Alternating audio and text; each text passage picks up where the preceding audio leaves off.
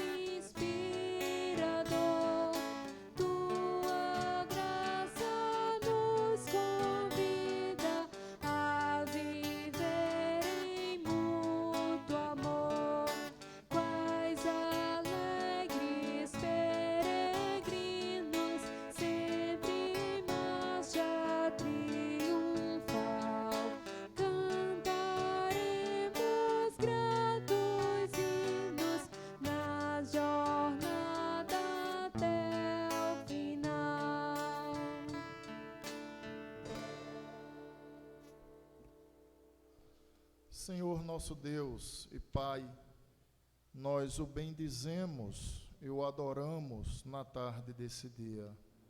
Nos prostramos para bendizê-lo, para reconhecer a tua grandeza, o teu senhorio, a tua justiça e a tua santidade.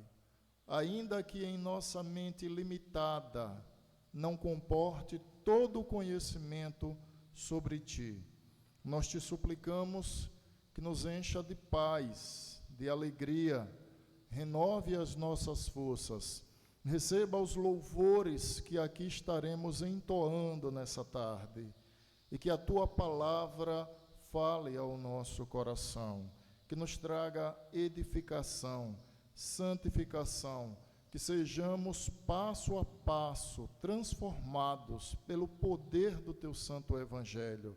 Também, Senhor, visita aqueles que estão a nos acompanhar nesse momento, que eles se sintam aqui conosco, celebrando esse momento e desfrutando da presença de um Deus que é santo, que é justo e que é verdadeiro, em nome de Jesus. Amém.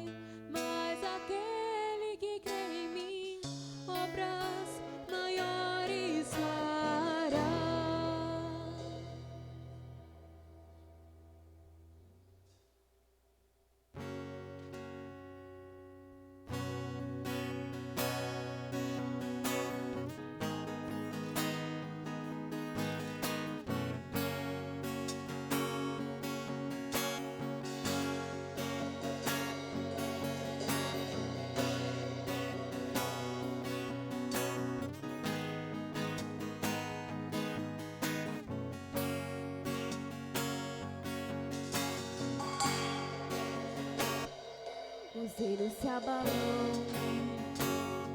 os povos se curvam, as bocas se abrem, as mãos se levantam pra dizer que tu és o rei, pra dizer que tu és o Senhor.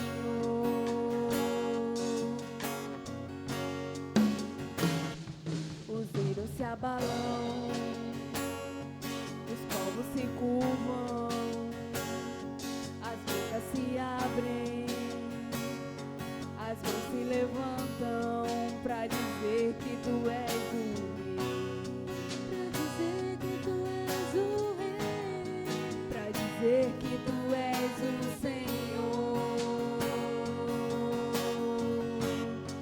pra dizer que tu és o rei, pra dizer que tu és o rei, pra dizer que tu és o Senhor.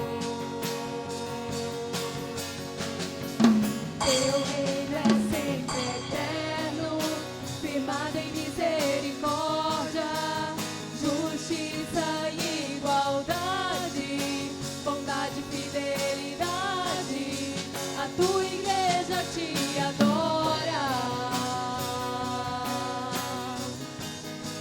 a tua igreja te adora.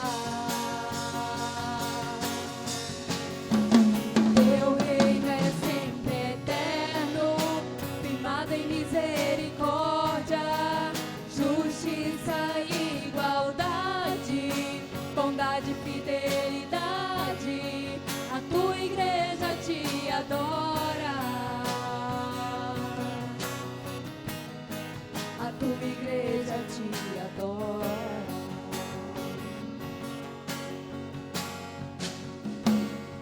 Os reinos se abalam, os povos se curvam, as bocas se abrem e as mãos se levantam pra dizer que tu és o rei, pra dizer que tu és o rei, pra dizer que tu és o Senhor, pra dizer que tu és o rei, pra dizer que tu és o rei, pra dizer que tu és o Senhor.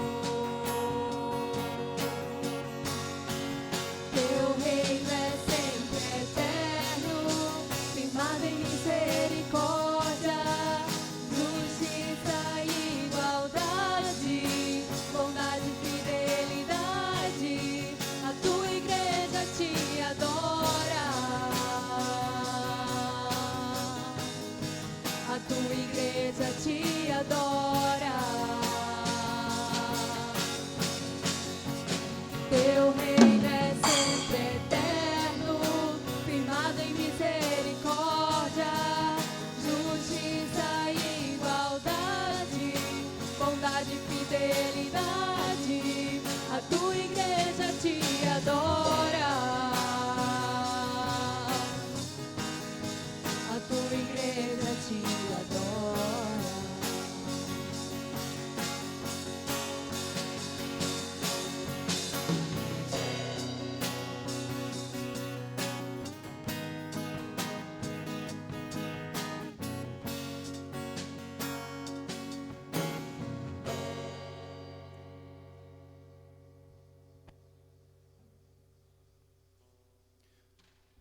Eu farei a leitura do Evangelho de João, capítulo de número 6, versículos de 66 a 71. Evangelho de João, capítulo de número 6, versículos de 66 a 71. Diz assim: À vista disso, muitos dos seus discípulos o abandonaram e já não andavam com ele. Então perguntou Jesus aos 12: Porventura quereis também vós outros retirar-vos? Respondendo-lhe Simão Pedro: Senhor, para quem iremos? Tu tens as palavras de vida eterna. E nós temos crido e conhecido que tu és o Santo de Deus. Respondeu-lhes Jesus: Não vos escolheu eu em número de 12? Contudo, um de vós é diabo. Referia-se ele a Judas, filho de Simão Iscariotes, porque era quem estava para traí-lo, sendo um dos 12. Vamos orar? Senhor, sejam bem aceitas as palavras dos meus lábios e o meditar do meu coração perante a tua face, Senhor, rocha minha e Redentor nosso, em Cristo Jesus. Amém. Se nós formos bem honestos, vamos chegar à seguinte conclusão acerca dos nossos dias. Nunca os homens demonstraram tanta dependência de Deus como nos dias atuais. Eu, particularmente, nunca vi tanta mensagem falando sobre Deus no WhatsApp, no Instagram, nas mídias sociais de modo geral, onde as pessoas sempre apontam para a necessidade da confiança, da esperança, da convicção que todo esse mal, toda essa calamidade vai passar e a vida voltará ao normal. Mas isso revela uma faceta do ser humano. Revela que o homem, de fato, em meio às calamidades, em meio às dificuldades ou às situações que possam lhe trazer algum embaraço, algum constrangimento, esse homem comumente costuma se lembrar de Deus. No entanto, isso não é algo novo. Desde sempre as coisas aconteceram dessa maneira. O texto que nós lemos, ele nos apresenta uma situação onde a multidão resolve abandonar o Senhor Jesus. Diante disso, então, Jesus confronta a fé dos seus discípulos, os questionando se porventura eles querem também seguir com a multidão, ou seja, abandonar ao Senhor. Pedro, então, exclama dizendo: Senhor, para quem iremos, se só tu tens as palavras de vida eterna? E Jesus então replica, fazendo menção da escolha que ele havia feito, dizendo: não escolhi eu vós em número de 12, no entanto, um de vós é o diabo. Referia-se o Senhor Jesus, como o próprio texto afirma, a Judas Iscariotes, que era aquele que havia de traí-lo. Mas para entender essa passagem, é necessário que nós examinemos cuidadosamente o contexto imediato. E toda essa situação, ela nasce no início do capítulo de número 6.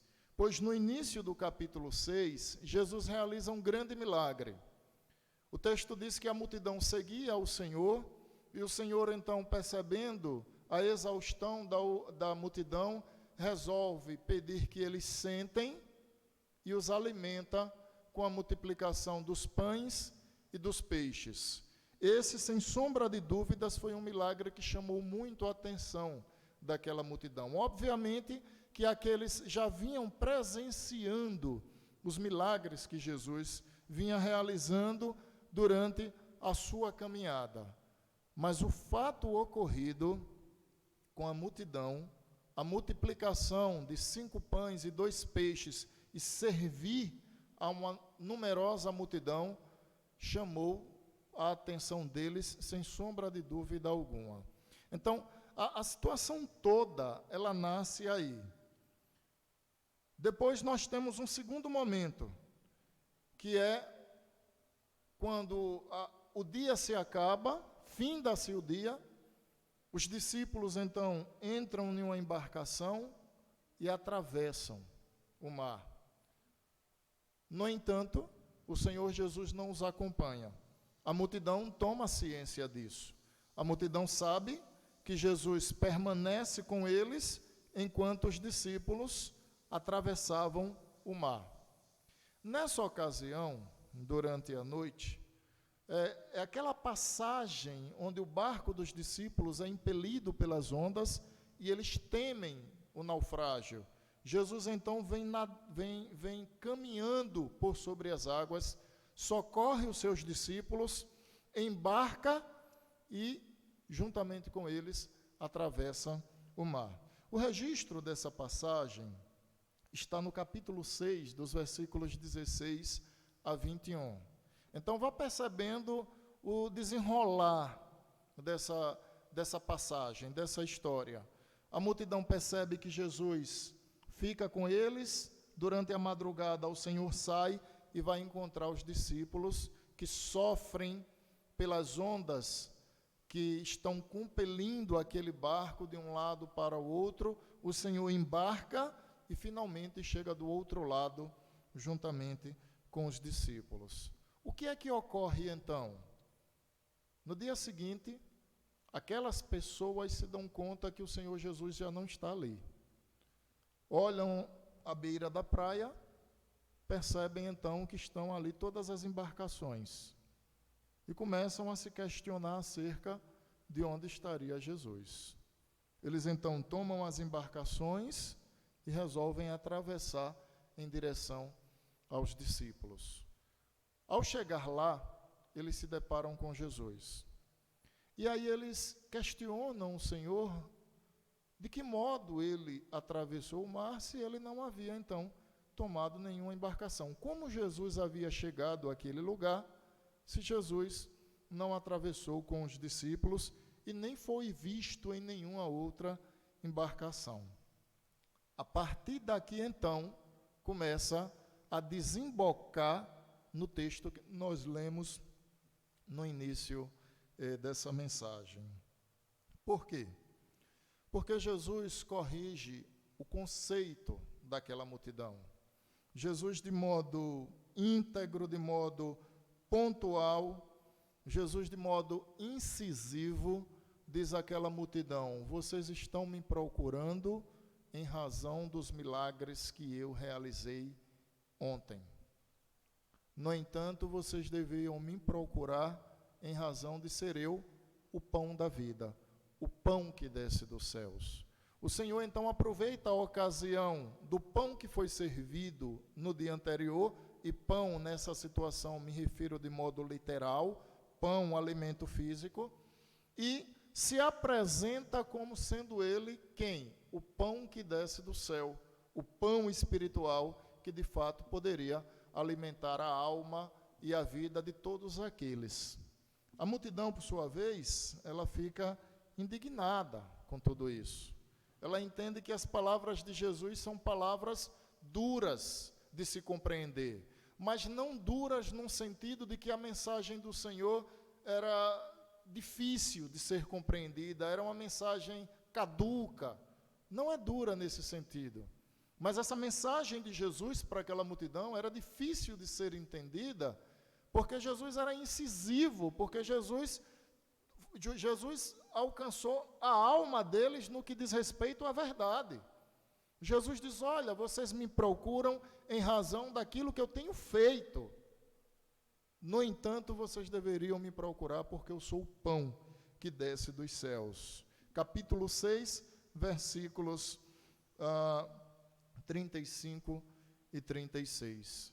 A multidão, por sua vez, depois de ouvir esse discurso, eles entendem que a partir daquele momento já não deveriam mais seguir com o Senhor, por julgarem as palavras de Jesus palavras duras e difíceis, não de serem compreendidas, mas de serem atendidas.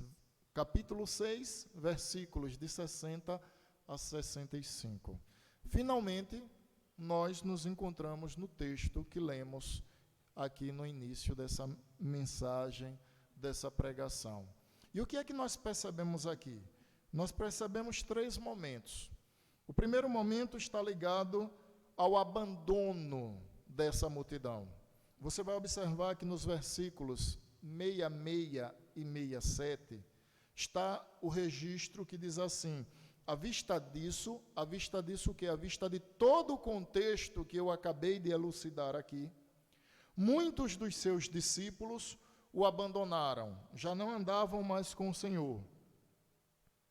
Então, verso 67, perguntou Jesus aos 12, porventura, quereis também vós outros retirar-vos? É importante a gente observar duas coisas nesse primeiro momento do texto. A primeira delas, o que deu causa à pergunta de Jesus. O que dá causa à pergunta de Jesus é a reação da multidão frente à pregação do Senhor. A multidão, ela não admite ser pecadora. Aquelas pessoas não admitem depender da graça de Deus. Eles não conseguem enxergar que muito mais que um alimento físico, que havia sido servido na noite anterior, agora o que está sendo anunciado é um alimento espiritual. É a cura para a enfermidade do pecado. É a cura do homem caído nas suas mazelas. Eles não compreendem. Em vez de atenderem o chamado, os seus corações duros e rígidos, então, abandonam ao Senhor. Voltam as costas para Jesus. Essa é a causa da pergunta do Senhor. Diante dessa situação, desse comportamento, Jesus então interpela os seus discípulos. É um momento oportuno para que Jesus agora questione os seus discípulos acerca da convicção deles. E Jesus diz no verso de número 67, porventura, em outras palavras, por um acaso, vocês também querem seguir junto com eles? Essa é a pergunta do Senhor Jesus. É uma pergunta que, de fato, ela incomoda. É óbvio que nós sabemos que Jesus, por ser 100% Deus, Jesus já sabia a resposta que iria obter com o seu questionamento. Para Jesus, de fato, aquela pergunta era uma pergunta retórica. Por quê? Porque ele sabia do resultado daquela pergunta. Jesus sabia o desenrolar de toda aquela situação. Então, a pergunta de Jesus, a bem da verdade, ela descortina a fé dos discípulos. Porque aí nós entramos no segundo momento do texto. E o segundo momento é simplesmente o ápice. Porque ele demonstra a resposta de Pedro. E a resposta de Pedro, ela começa com uma outra pergunta. Pedro responde o questionamento de Jesus dizendo, Senhor, para quem iremos? Jesus fez uma pergunta. A pergunta de Jesus foi, por um acaso, vocês também querem me abandonar? Vocês também querem seguir junto com a multidão? A resposta de Pedro começa com uma outra pergunta. A resposta de Pedro nasce com as seguintes palavras, para quem iremos? E ele completa, se só tu tens as palavras de vida eterna. Nesse segundo momento, a gente percebe um Pedro convicto. Ele sabe quem é Jesus. Ele sabe que Jesus é o detentor das palavras de vida eterna. Ele é o garantidor da eternidade. Pedro sabe, eu vou usar uma expressão que nós usamos no direito. Pedro sabe que Jesus é uma condição sine qua non, ou seja, Jesus é uma condição sem a qual nenhum homem pode conhecer a Deus. Pedro tem convicção disso, e a sua resposta demonstra isso. Uma resposta que começa com uma pergunta e conclui então com uma afirmação categórica. Pergunta, para quem iremos? Afirmação, se só tu tens as palavras de vida eterna. O último momento do texto está nos versículos 70 e 71. Apresentam então a réplica do Senhor Jesus frente à afirmativa e à assertiva do apóstolo, até então discípulo Pedro. Diz assim o texto sagrado nos versículos 70 e 71. Replicou-lhes Jesus, não vos escolhi eu em número de 12, contudo, um de vós é diabo. referia-se ele a Judas, filho de Simão Iscariotes, porque era quem estava para traí-lo, sendo um dos 12. A réplica de Jesus aponta para a eleição. Jesus diz: olha, eu não escolhi vocês em número de 12, em outras palavras, desde a eternidade vocês não estão eleitos para a salvação. No entanto, há a exceção de um. Porque esse um, a saber, Judas Iscariotes, esse foi escolhido para trair Jesus. Esse é filho da condenação. Então, muito embora Judas faça parte dos 12, entre os 12, a escolha de Judas era para que ele fosse um filho da condenação. Seria ele, portanto, aquele que viria a trair o Senhor Jesus. E nós conhecemos bem, então, todo o desfecho dessa história, dessa passagem.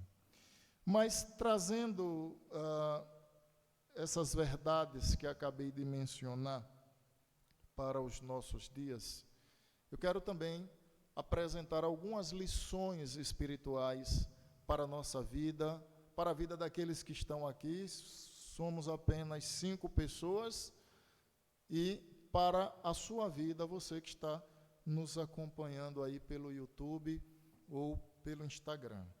A primeira observação que quero fazer relacionada entre esse texto e a vida espiritual diz respeito à motivação do cristianismo. Preste muita atenção no que eu vou dizer. As pessoas, lamentavelmente, elas estão habituadas a buscar a Deus ou a clamar por Deus em uma situação de perigo. É muito comum, quando se abre a caixa preta de um avião, as últimas palavras de um piloto que está prestes ao seu fim é: ai meu Deus. Quem nunca, em um momento de aperto, de desespero, nunca clamou por Deus? Hoje, quem não está suplicando a Deus para que não seja contaminado com coronavírus? Hoje, quem tem desprezado a misericórdia de Deus? Certamente que a humanidade nunca esteve tão sensível, não diria eu à voz de Deus, mas a clamar por Deus, que nos dias atuais. Por uma razão pontual, nós estamos em uma situação de eminente perigo. As pessoas estão morrendo, as pessoas estão sofrendo. Os inimigos da sociedade e da humanidade, que outrora eram a fome, outrora era a desonestidade na política, que ainda continuam presentes. No entanto, agora há um inimigo invisível. Um inimigo que não pode ser morto por um tiro. Uma guerra que não se resolve através de munição. E como lutar contra um inimigo tão poderoso? Como lutar contra um inimigo invisível que sufoca o homem, trazendo-lhe até uma situação de morte? O que eu quero pontuar nessa tarde diz respeito à motivação cristã. Um cristão deve ter sempre como motivação em seu coração o amor que Deus teve por ele. Jesus disse que os discípulos o amavam porque o Senhor os amou primeiro.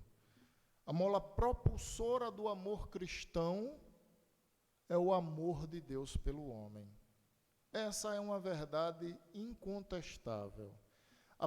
A motivação por amar a Deus não consiste naquilo que Deus possa trazer à vida do homem, mas naquilo que Deus realizou por amor ao mundo o qual Ele criou.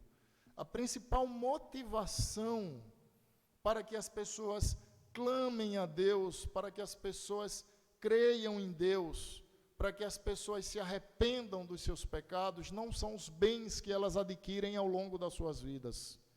Isso é razão de gratidão, mas razão de amor consiste no sacrifício vicário, no amor que Deus Pai externou através do seu Filho Jesus, quando o entregou naquela cruz maldita, para que para nós aquela cruz tornasse, ou se tornasse, uma bendita cruz. É na cruz do Calvário que está a maior demonstração de amor, a maior demonstração de cuidado de Deus para com aqueles que Ele havia eleito para toda a eternidade. A motivação cristã, ela deve nascer não nos interesses pessoais. Ela não deve ser produto do medo do amanhã, mas ela deve ser resultado da convicção do amor de Deus. Deus nos amou, e o resultado do amor de Deus por nós foi nos transformar pela mensagem do Evangelho, foi mudar a nossa mente, o nosso coração, foi nos trazer para Ele, por meio do sacrifício de Cristo, e fazer com que o Espírito Santo fosse, portanto, o selo dessa herança eterna. Essa deve ser a motivação cristã. Talvez você pense assim, pastor, mas eu não sou cristão. Eu estou acompanhando a transmissão, eu estou acompanhando o que está sendo dito, mas eu não sou cristão. Eu quero te dizer que se você não crê no Senhor Jesus Cristo, você não terá outra saída para a sua vida. Deixa eu ser claro. Pedro disse a Jesus, Senhor, para quem nós iremos, se só Tu tens as palavras de vida eterna? E aí eu quero perguntar a você, para quem você vai, se não crê em Jesus Cristo? Quem garantirá uma eternidade, considerando que esse homem não crê na condição sine qua non, ou seja, na condição sem a qual nenhum homem verá a Deus? Pedro tinha uma convicção no seu coração, a convicção de que ele só tinha Jesus. E essa é a mesma convicção que tem faltado à humanidade. Eu quero te dizer que nós temos vivido um momento difícil e temos buscado N alternativas. Mas o único garantidor de eternidade ao homem é o Senhor Jesus Cristo. É Ele que nos traz esperança, é Ele que pode nos livrar de todo o mal, e ainda que sejamos acometidos por algum mal, é Ele que pode nos conduzir à mansão celestial. Mas eu quero insistir na minha pergunta. Para quem você vai, se não for com Cristo? Para onde você vai, se não estiver com Cristo? A multidão o abandonou. Judas o traiu. Mas os 11 discípulos seguiram com o Senhor. E vós, quereis vós também me abandonar? Para quem iremos, Senhor? Disse Pedro, se só Tu tens as palavras de vida eterna. Mas também é necessário mencionar que os eleitos crerão na mensagem. Vejam só o que eu vou dizer. A mensagem, o Evangelho, tem sido anunciado e toda essa situação que nós vivemos fez com que as igrejas e os pastores passassem então a transmitir o Evangelho via as mídias sociais. Eu particularmente só tenho o WhatsApp, não tenho nada contra quem tem o YouTube, quem tem Instagram, quem faz uso do YouTube, não tem um problema nenhum com isso. Mas para que essa mensagem chegasse às minhas ovelhas, era necessário que eu saísse daquilo que eu julgo adequado para mim, para que transmitisse essa verdade. E graças a Deus por isso. porque talvez esse vídeo chegue a outras pessoas que certamente eu não pudesse chegar pessoalmente. Mas o que é que eu quero dizer com isso?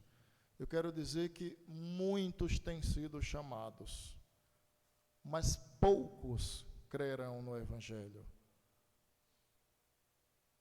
O Evangelho, ele é semeado em toda a terra. Ele é anunciado a todos os homens, mas nem todos crerão no Evangelho. Só crerá no Evangelho os eleitos de Deus. Jesus respondeu a Pedro: eu não escolhi 12, no entanto, um de vós é o diabo. Um de vós vai me trair. Mas os outros 11 seguiram com o Senhor. Os outros 11 creram no Senhor. Os outros 11 estão com o Senhor. Talvez você pergunte, ora, mas como saber se eu sou eleito? A primeira evidência de um eleito é crer na verdade do Evangelho. Não existe salvação se não houver o chamado externo, que é a pregação da palavra, e o chamado interno, que é, portanto, o Espírito Santo convocando, trazendo, convertendo, regenerando esse homem para que ele crê. Se você crê nessa mensagem, se essa mensagem traz ao seu coração vida e esperança, se essa mensagem muda os seus horizontes, provoca em você um profundo desejo de servir a Deus, eu quero te dizer que essa é uma boa evidência. Essa é uma evidência de alguém que está prestes, ou pelo menos em um processo de um novo nascimento, em um processo onde o Senhor vem sobre nós, põe em nosso coração a fé, nos chama pela palavra, nos convence do pecado, da justiça e do juízo por meio do seu Espírito e nos faz novas criaturas. Essa é uma evidência fortíssima. Pense nisso. Mas se você tem desprezado essa palavra, se você tem pensado assim, ora, isso é coisa de religiosidade, isso é coisa de gente alienado, isso é coisa de gente que caducou, porque hoje muitos acham que está na moda desprezar a fé, porque o desprezo à fé para muitos virou razão de status. Tome muito cuidado com seus conceitos. Às vezes, você pode estar desprezando o próprio Jesus Cristo. Isso vai acontecer com todos os homens que não creem no Senhor Jesus. Sabe por quê? Porque apenas os eleitos vão crer. Apenas aqueles que o Senhor sobre eles vier e trouxer transformação.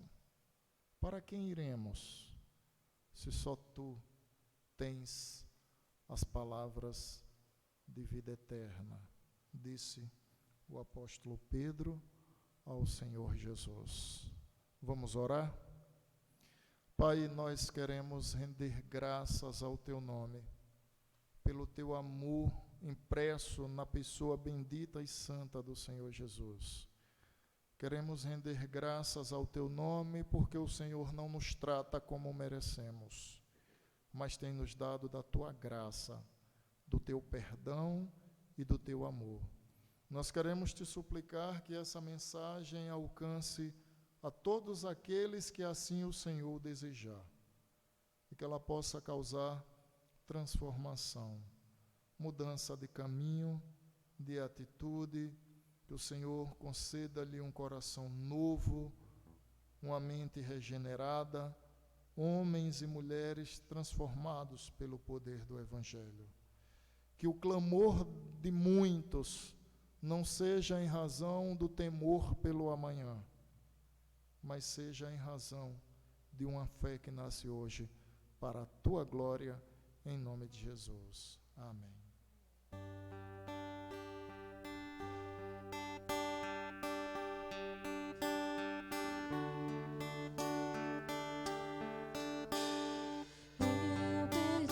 Eu perdido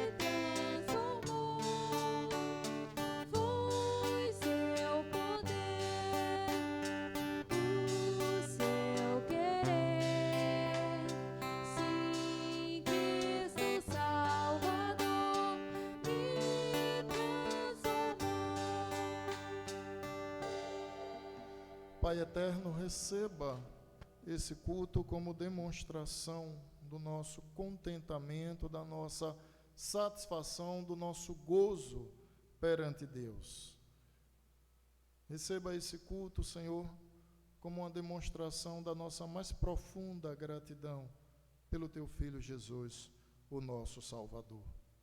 Nos abençoe, nos guarde, sobre nós dispense os Teus cuidados, os Teus livramentos, proteja a cada um de nós, a cada pessoa que acompanha esse momento, os seus lares, os seus familiares, que o Senhor nos guarde todos a Tua santa sombra, onde o mal não possa nos tocar. Tenha compaixão da nossa vida, Senhor. Tenha compaixão dessa humanidade que sofre em razão da calamidade a qual nós enfrentamos. Entregamos nas Tuas mãos tudo o que temos e somos, confiados na Tua santa providência, confiados no Teu santo amor. O bendizemos e o adoramos, hoje e eternamente, em nome de Jesus. Que a graça do Senhor Jesus Cristo, o amor de Deus, o nosso eterno Pai, a comunhão e a consolação do Santo Espírito de Deus, repouse sobre vós, hoje e eternamente. Amém. Amém. Queridos, nós estamos encerrando essa transmissão, mas queremos rogar a Deus que o Senhor cuide de ti, cuide dos seus, que te guarde, que te abençoe. Queremos aproveitar a ocasião para te dizer que na próxima quarta-feira, às 18 horas, nós estaremos, então, tendo uma live, transmitindo uma live da nossa igreja por meio do Instagram, o qual vocês também já possuem, para que você possa acompanhar. Quarta-feira seria culto de oração e doutrina aqui na igreja. Nós estaremos, então, transmitindo a live não apenas para os membros da nossa igreja, mas também para todos aqueles que assim desejar acompanhar. Que Deus o abençoe, que Deus o guarde, que Deus te conceda vida, livramentos e paz para a glória dele e para o nosso benefício. Deus abençoe a todos. Forte abraço da Primeira Igreja Presbiteriana de Sergipe. Amém.